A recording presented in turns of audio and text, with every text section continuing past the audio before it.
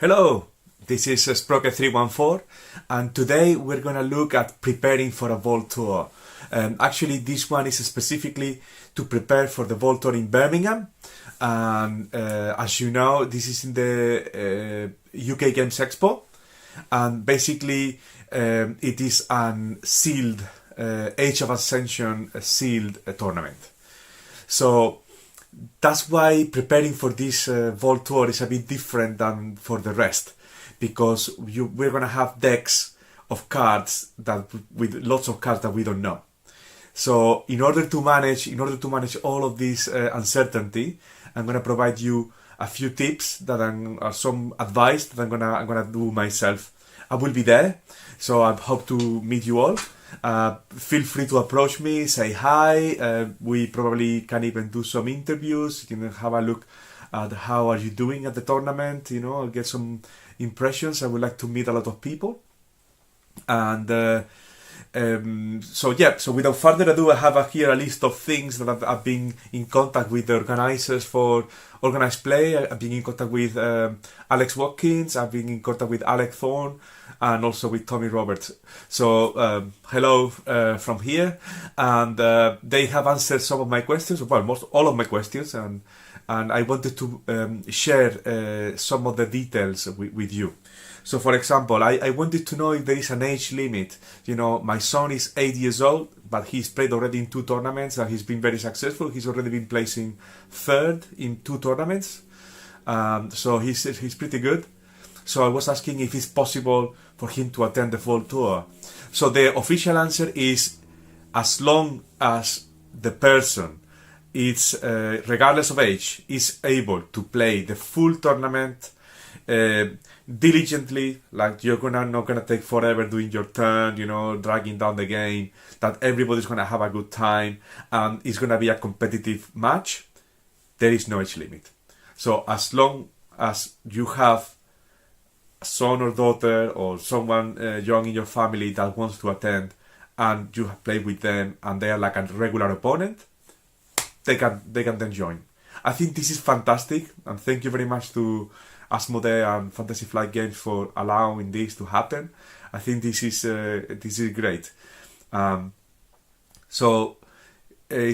you for the vote of confidence. Then the other thing I also ask is about the scanning the deck. So everybody has the phone, right? And you have your decks, and you're gonna be given 3 decks. 3 decks for Age of Ascension that probably you have never seen in your life. All these cards, I know they're being leaked bit by bit. People are getting hold of these cards on streaming and things like that. But I'm not very sure if we will be able to see all of the cards before the Vault Tour. It might happen, it might not. Even if it happens and we know all of them, we can do some preparation and try to familiarize ourselves with those cards. But we would not have played with those cards before.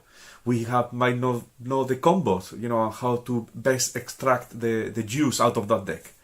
So that is why my advice on how to select your deck is going to be focusing on. It's going to be focusing on certain key elements of the uncertainty, how to handle the uncertainty.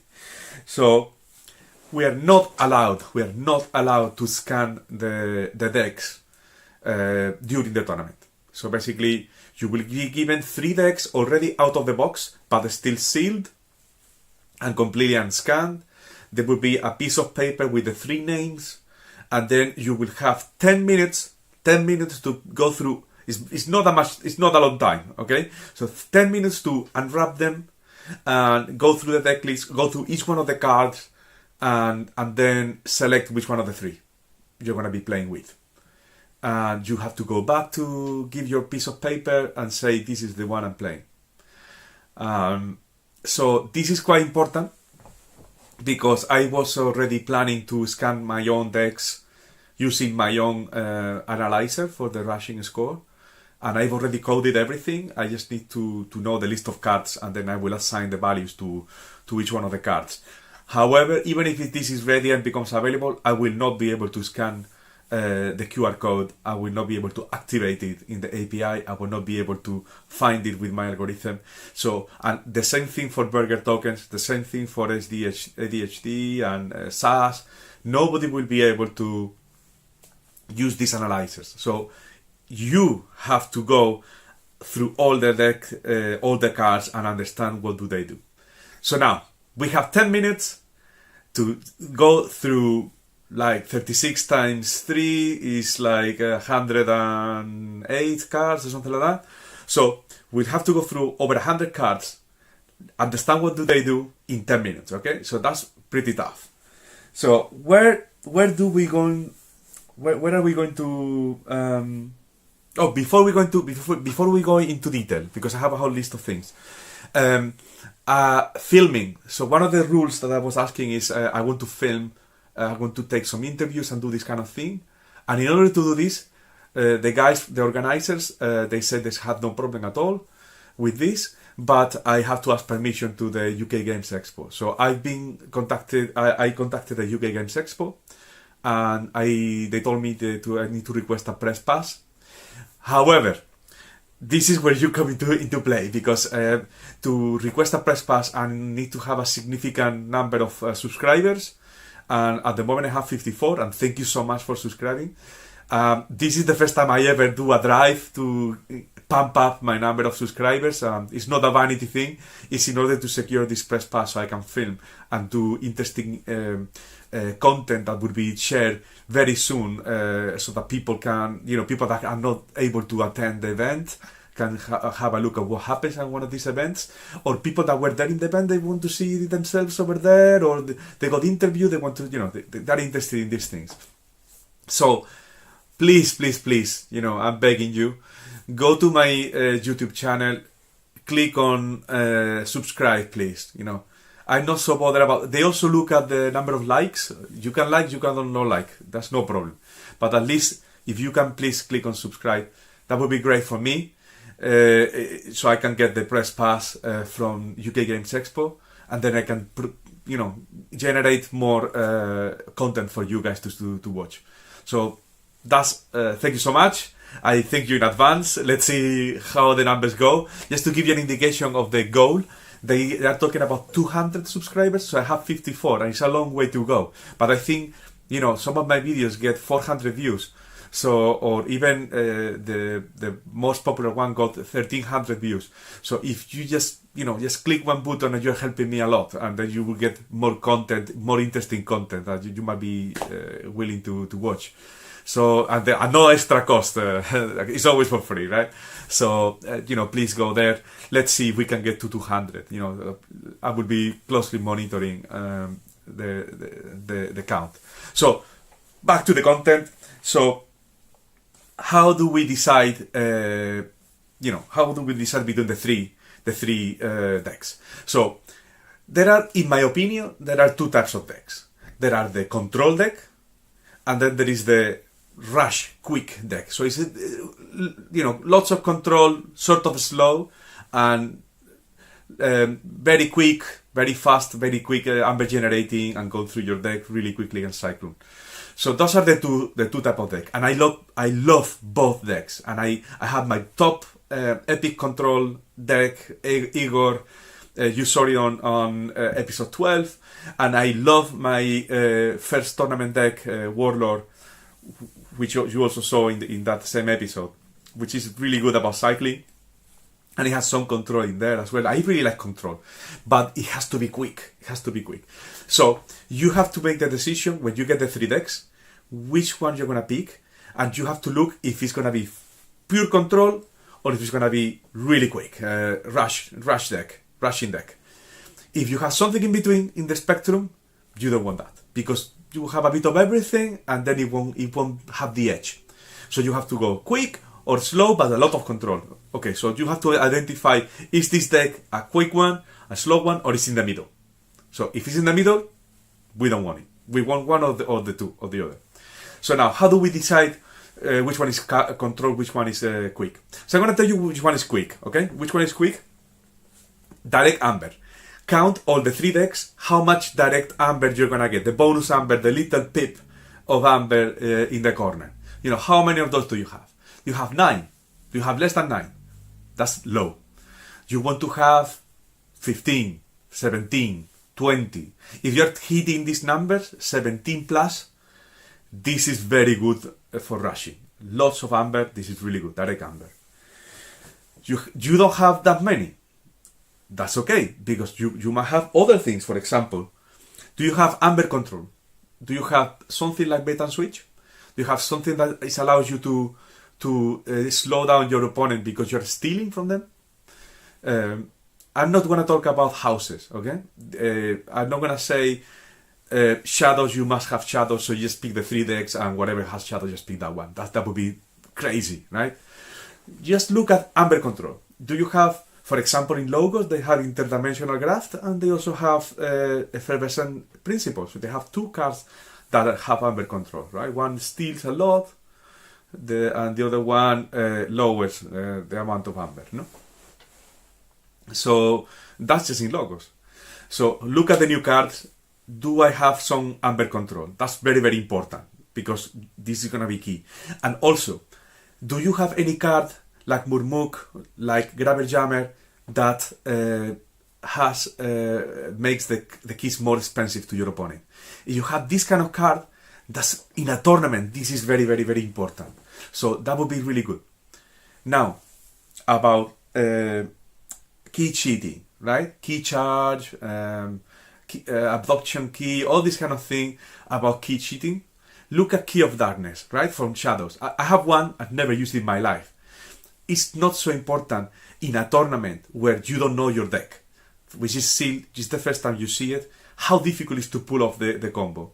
How difficult it is to align the planets to get it to use. I know, for example, in Age of Ascension, they have this Night Forge from Shadows that allows you to forge a key out of turn if you pay extra 4, right?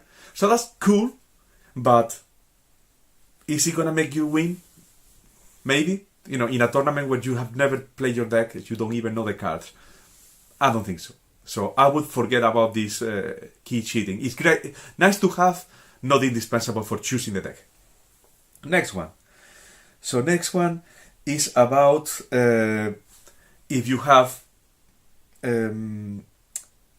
pure control deck, okay? How slow is your deck? Do you have a lot of control? Do you have a lot of capturing? Do you have a lot of stealing? Do you have a lot of making keys more expensive for the opponent? Do you have a lot of annoying these cards, you know, that is going to be stunning the creature? That's a lot of Mars now in Age of Ascension. Stunning creatures, making you discard, making you draw less cards, all this kind of annoying these or Mars or whatever it is, these kind of cards. That's great for control if you're going to go not for rushing, you're going to go for control. But how much direct amber do you have in that control? Because ideally what you want is a deck that is going to have super control and a lot of advert generation. That's the dream, no? So if you can have that, choose that deck immediately.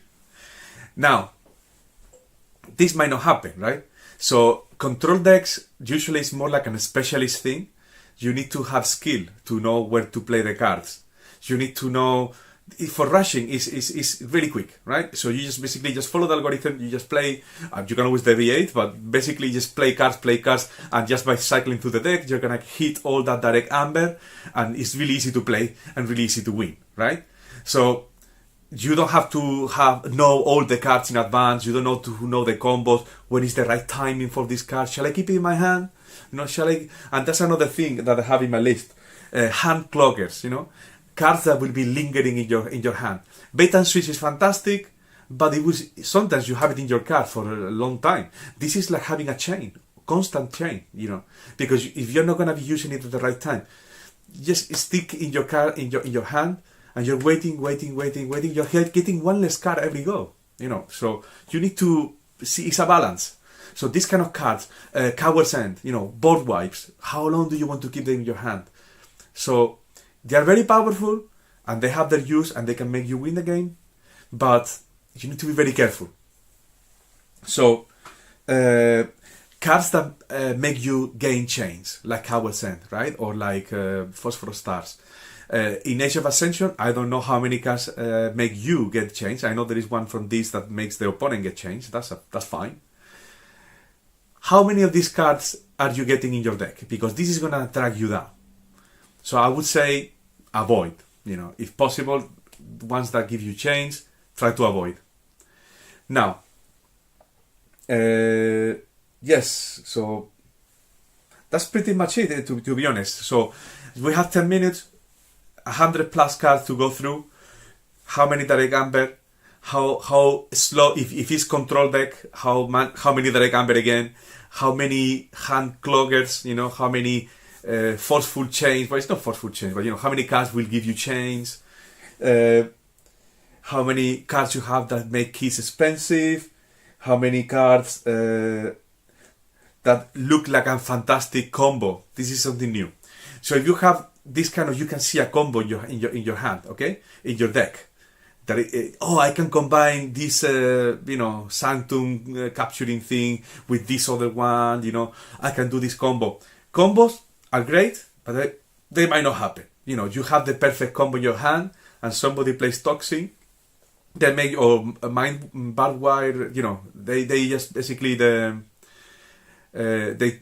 make you discard the card. Your combo is dead. You have this time traveler, whatever, and then they purchase the time traveler. You just have the head from future self that gives you 1 amber and do nothing. Well, it shuffles your deck, I think. Something there. So that's my advice for you to choose your deck. I will be doing this. I won't be able to scan or do the analysis. So also be careful when playing the game at the beginning. If your opponent, you have to shuffle very well their cards. You are allowed to shuffle their cards if they're not doing a good job. If they, just imagine, they come in 3 packs, you have all of the one from one house, all of the one from another house, and the final house, all of the cards all together, right? So if you don't shuffle at all, you get a fantastic hand of 7 cards, if you're first, or 6 cards of the same house, and you do a fantastic turn, and then the next turn you get another 6 or another 6 from the same house, and you just play amazing game and you win, right? So a quick tip, maybe from people new to tournaments, is, if you see that your opponent is not mixing their cards or shuffling the cards very well, you are allowed by the tournament rules to shuffle their deck, and then split it as many times as you need as well. So I would do that, and people have done it to me. It's not something that is, shameful or, being too picky. This is a tournament, and if you lose, you can only lose once, right? To qualify for day 2. Is 5-1 is the minimum to qualify. So if you lose 1 game, you are out of lifelines, right? The next one that you lose, you're out, and you can do the side events and everything and have fun and get lots of amber shards and everything. But make sure that your opponent shuffles the deck very, very nicely every single round. You don't assume that because they have played the game, the cards are going to be already super shuffled and everything. So yeah, that's about it. So please subscribe, please. I don't care so much about likes. They also ask for the press pass for the likes, the number of likes, and they ask for thousands of likes, things like that.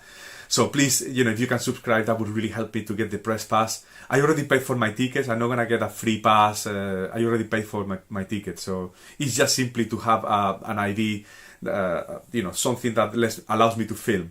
So, please. So, yeah, leave comments if you want any particular coverage or if you want to specific interviews with specific people.